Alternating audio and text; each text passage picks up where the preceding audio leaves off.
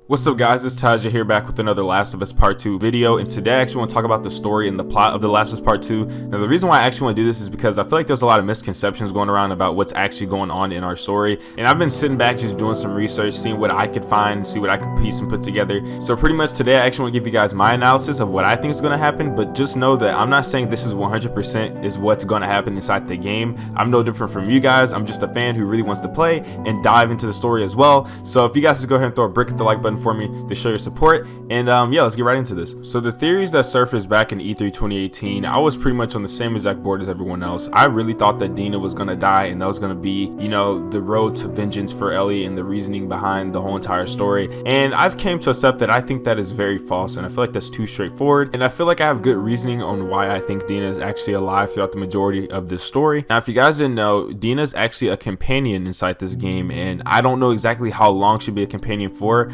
but Neil Druckmann said himself that Dina plays a vital role in the key to our story. Now, I don't think that's in the sense of her death, mainly because I did come to the realization that inside the story trailer that we got on the day of the state of play, they actually misleaded us into thinking that Dina died in this trailer by the way she went missing and how Ellie like gets ambushed later on as she's looking for her, and then, you know, the gunshot goes off. That was all just different scenes placed in like out of order, because it was confirmed by people who did go and play the game over in Los Angeles during the media event that they did play 3 hours of gameplay, and in one of the levels that they did, they were actually, you know, running scouts with Dina, and Dina does in fact go missing later on in the mission. And they said that that same mission where she goes missing is the same exact thing that we saw inside the trailer. Now also they went on to say that they actually, you know, you find Dina and then you take shelter inside this cabin where they start smoking weed and talking about the kiss prior from last night. If you actually really think about it, that same exact scene was shown at the very beginning of the release date trailer, but then we saw Dina go missing later on in the trailer. That shows that how these scenes are placed out of order simply just to mislead us, because we do know Neil Druckmann is trying to keep the story very tight on wraps.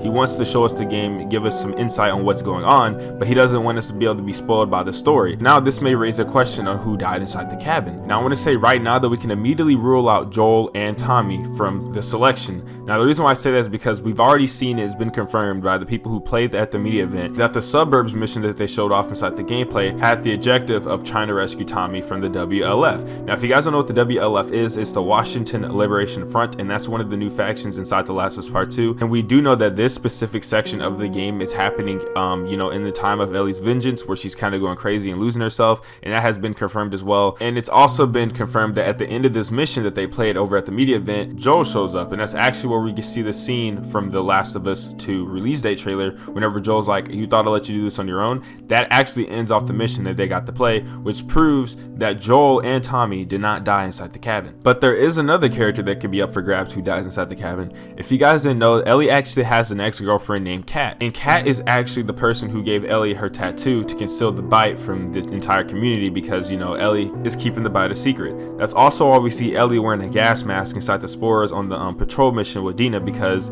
she can't let Dina know. She can't let anybody know. There's only like 3 people who know. Those 3 people consist of Joel, Tommy, and Kat.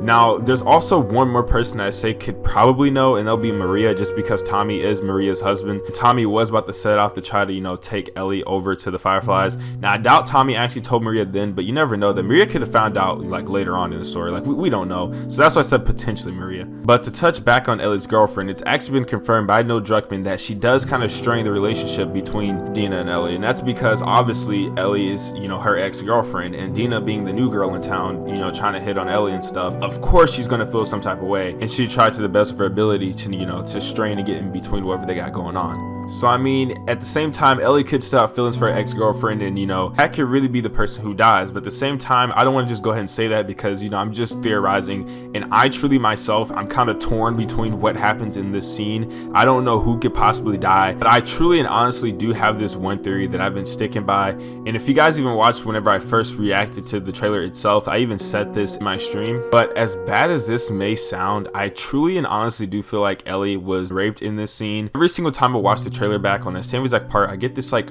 weird feeling, and I feel very uneasy about it. And just Ellie's emotion in her face, and you know, the desperation she's going through, I feel like that's what's going to happen. Plus there's two guys pinning her down, so I mean it could even make more sense that way. And if you guys didn't already know, at PSX 2017, Neil Druckmann actually was at a Last of Us 2 panel, and he explained that Haley Gross actually told him that she got a character pregnant in The Last of Us Part 2. So I mean, people want to say that it's probably the mystery woman that's pregnant, but if you actually look at the Easter egg from Uncharted 4, that's the Last of Us American daughter, the person on the poster kind of looks like Ellie in a way by the clothes that she wears. So I mean, honestly, I feel like Ellie could be the character that gets pregnant in this story, but that's just my theory. That's just what I think. I'm not saying that's just 100% and that's what's going to happen, but that's just me, you know, putting different things together and me putting up my, you know, my thoughts. That's honestly where I stand. I feel like, you know, Ellie's rage for vengeance is her wanting to bring justice upon the people who hurt her physically, like literally hurt her. But honestly, in the end, I don't think that Ellie's, you know, vengeance quest will be the only thing that this story has to offer, because we do know we barely have seen any Seraphites or their reasoning in this world, as well as we didn't get to see Yara, Lev, and the Mystery Woman like we did in the past. So there's honestly going to be a lot of, you know, twists and turns to the story. Plus, Neil Druckmann said there was a lot of twists and turns. So honestly, you know, Ellie's story about this justice vengeance run, it should be way more complicated. This is just what we know as of right now. So I honestly think, you know, this game would definitely venture off into some other themes that we haven't even thought about as of yet. But yeah, that should conclude the video for today. That's my thoughts on the story thus far and what I think is going to happen, as well as, you know, my insight of how I'm perceiving the things that we have been brought. But I'd like to hear what you guys have to say. If you guys could leave a comment down below of what you think and, you know, your theories, as well as what you'd like me to touch on in future videos, I really appreciate that. And if you guys haven't already, if you could go ahead and throw a brick at the like button and subscribe to the channel with post notifications on for daily Last of Us Part 2 quality content. And I'll see you guys tomorrow with another banger.